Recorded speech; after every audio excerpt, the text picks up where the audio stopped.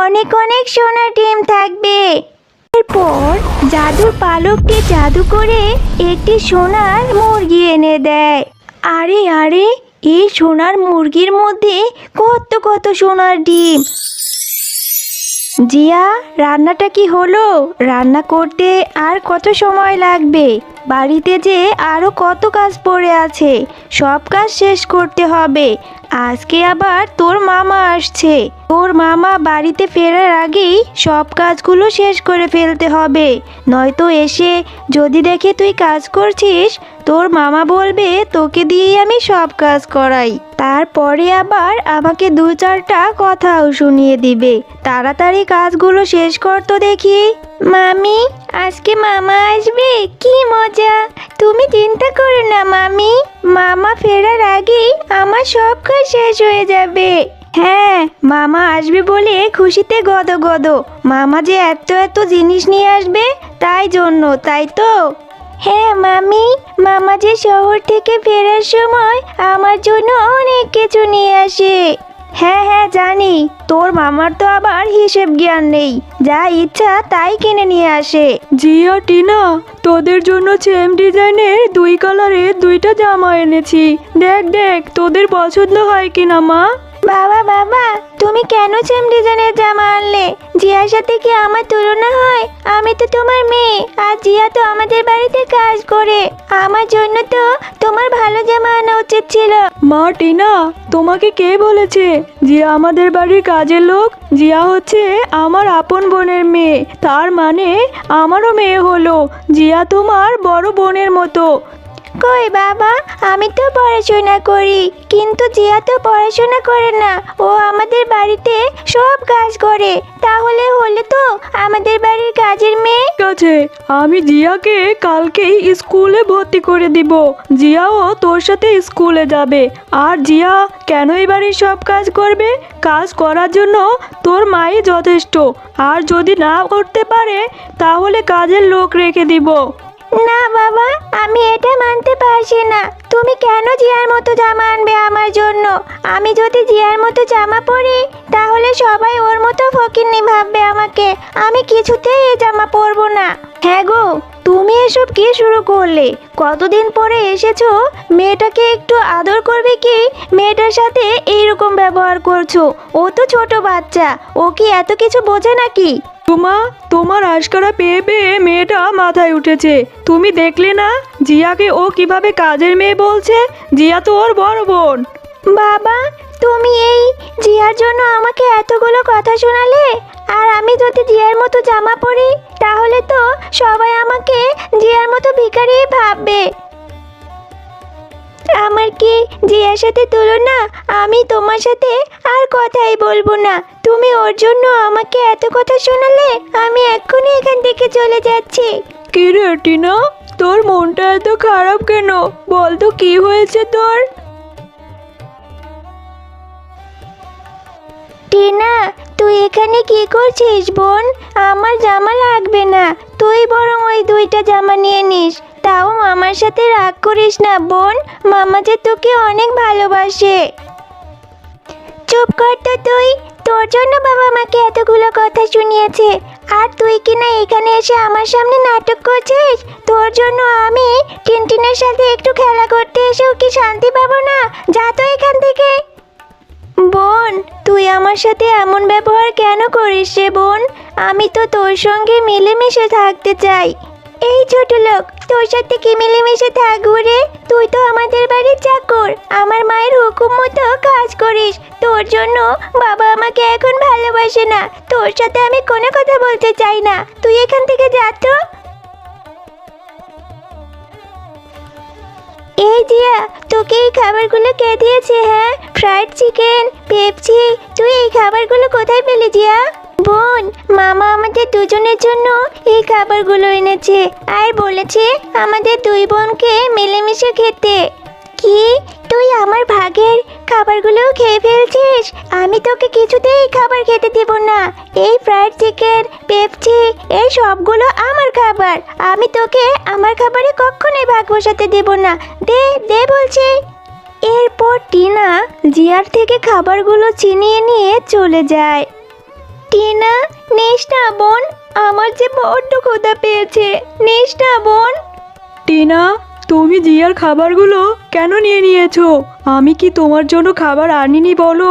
তুমি এক ধরনের ছোট লোকের মতো ব্যবহার করেছো। তুমি দিন দিন জিয়ার সাথে খুব খারাপ ব্যবহার করছো। কেন বলো তো আমাকে? বাবা, তুমি আমাকে এই জিয়ার জন্য একটুও ভালোবাসো না। আগে তুমি আমাকে কত ভালোবাসতে, কিন্তু জিয়া আসার পর থেকে তুমি সারাক্ষণ আমাকে বকো। তুমি শহরে গিয়েছো, তোমাকে আমি কত মিস করেছি জানো? আমি ভেবেছি তুমি এসে আমাকে অনেক ভালোবাসবে, কিন্তু না, তুমি তো এসে আমাকে শুধু বকতেই থাকো। না টিনা, আমি তোমাকে একদম বকিনি। আমি শুধু বলেছি তুমি জিয়ার সাথে ভালোভাবে মিশো। ও তোমার বড় বোন। তুমি যদি ওর সাথে এমন ব্যবহার করো তাহলে তো ও মনে খুব কষ্ট পায়। ওর যে দুনিয়াতে আপন বলতে আমরা ছাড়া আর কেউ নেই। এমন কিছুই না মা, আমি তোমাকেও ভালোবাসি। আমি তো ফেরার সময় তোমাদের দুজনের জন্যই সমান সমান খাবার, জামা কাপড় সব কিছু নিয়ে এসেছি। তারপরেও তুমি কেন ওর সাথে এমন করো? এরপরেও যদি তুমি জিয়ার সাথে এমন খারাপ ব্যবহার করো তাহলে কিন্তু তোমাকে শাস্তি পেতে হবে, এই আমি বলে দিলাম। আমি কিন্তু তোমাকে বাড়ি থেকে বের করে দেব। এরপর টিনা রাগ করে বাড়ি থেকে বেরিয়ে যায়। বোন, তোমার হাতে এগুলো কি? এগুলো তো দেখছি মুরগির ডিম। তুমি কি মুরগির ডিমগুলো খাবে? আমার কাছে দাও বোন, আমি তোমাকে সেদ্ধ করে দেই। না, এই ডিমগুলো তো আমি খাবো না। এই ডিমগুলো বাবা এনেছে। এখন আমি এই ডিমগুলো ভেঙে ফেলবো। এরপর বাবাকে বলবো তুই ফেলেছিস। তখন বাবা তোকে উচিত শিক্ষা দেবে। তোর জন্য আমার অনেক কথা শুনতে হয়েছে। এখন আমি এর প্রতিশোধ নেব তোর থেকে। এরপর টিনা সেই ডিমগুলো হাত থেকে ফেলে দেয় এবং হাত থেকে পড়ার জন্য ডিমগুলো ভেঙে যায়। মা, বাবা, তাড়াতাড়ি আসো, এসে দেখে যাও। দেখো দেখো, এই দুষ্টু জিয়া কি করেছে। জিয়া এই ডিমগুলো ভেঙে ফেলেছে মা। আরে আরে, কতগুলো হাঁসের ডিম কি করে ভাঙলো রে টিনা? মা, আমি জিয়াকে বললাম এইখান থেকে একটা ডিম নিয়ে আমাকে একটু ভেজে দে। জিয়া আমাকে বলল আমি কি তোদের বাড়ির কাজের লোক নাকি? এসব কথা বলে আমার হাত থেকে ডিমগুলো নিয়ে ভেঙে ফেললো মা। আরে আরে, আমার এত শখের হাঁসের ডিমগুলো এই জিয়া কিনা ভেঙে ফেললো? হ্যাঁ গো, তোমার ভাগ্নিকে কিছু বলো।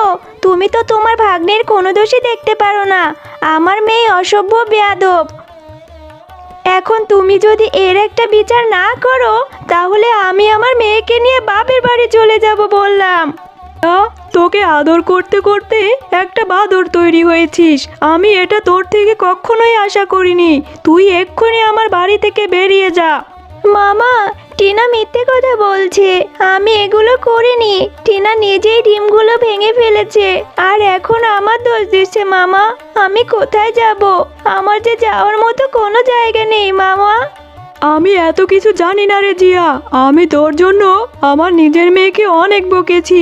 তুই এক্ষুনি আমার বাড়ি থেকে বেরিয়ে যা। এরপর জিয়া সেই বাড়ি থেকে বেরিয়ে যায় আর বনের মধ্যে গিয়ে কান্না করতে থাকে। মামা আমার কথা বিশ্বাস করলো না। টিনা আমার সঙ্গে কেন এরকম করলো? আমি এখন কোথায় যাব? আমার যে যাওয়ার মতো কোনোই জায়গা নেই।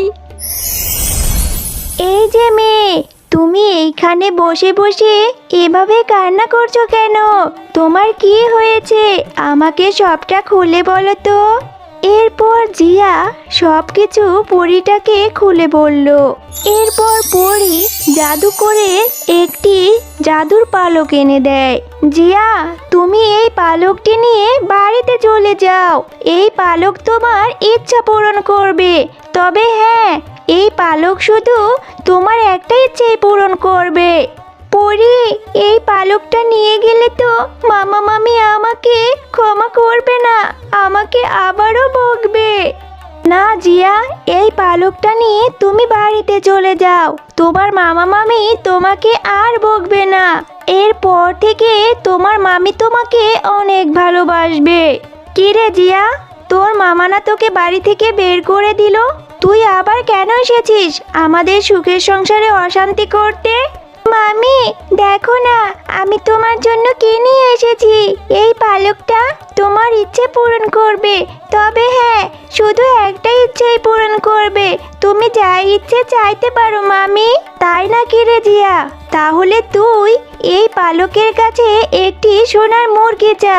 যেই সোনার মুরগির মধ্যে অনেক অনেক সোনার ডিম থাকবে। সেই সোনার ডিমগুলো বেচে আমি কোটিপতি হয়ে যাব। জাদুর পালক, তুমি আমার মামিমার জন্য একটা সোনার মুরগি এনে দাও। যেই মুরগির মধ্যে অনেক অনেক সোনার ডিম থাকবে। এরপর জাদুর পালকটি জাদু করে একটি সোনার মুরগি এনে দেয়। আরে আরে, এ তো আশ্চর্যের বিষয়। সোনার মুরগি, সোনার মুরগিটা কেমন চকচক করছে। যাই, এই সোনার মুরগির মধ্যে গিয়ে দেখি। আরে আরে, এই সোনার মুরগির মধ্যে কত কত সোনার ডিম। আমার তো বিশ্বাসই হচ্ছে না। আমি এই ডিমগুলো বিক্রি করে কোটিপতি হয়ে যাব। হা হা হা হা। মামি, তুমি এখন থেকে আমাকে আদর করবে বলো? তুমি তো আগের মতো আমাকে বকবে না। আমাকে আর বাড়ি থেকে বের করে দিও না মামি। না রে জিয়া, এখন থেকে আমি তোকে অনেক ভালোবাসবো। তোর জন্য আমার এতদিনের ইচ্ছে পূরণ হলো। আমার অনেক দিনের স্বপ্ন ছিল আমি কোটিপতি হব। এখন থেকে তুই আমাদের সঙ্গেই থাকবি রে জিয়া।